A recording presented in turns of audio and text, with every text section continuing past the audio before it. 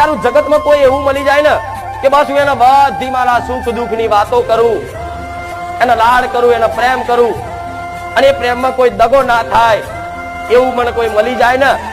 તો હું સુખી થઈ જાઉં, આનંદિત થઈ જાઉં. જે તમારા દુઃખની કદર કરે, તમારી વાતને સમજે, એવું જગતમાં એક જ હોય ને તો તમારી કુળની માતા,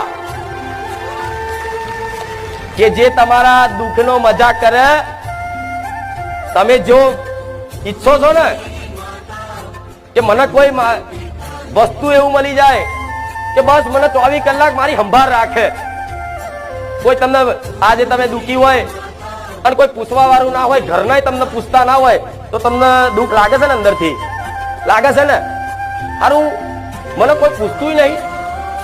મારી બાજુ કોઈ જોતું જ નહીં, બધા સ્વાર્થી છે. આવું થાય છે ને કે આટલી મેં પરિવારની સેવા કરી, મારા સાસુ સસરાની સેવા કરી,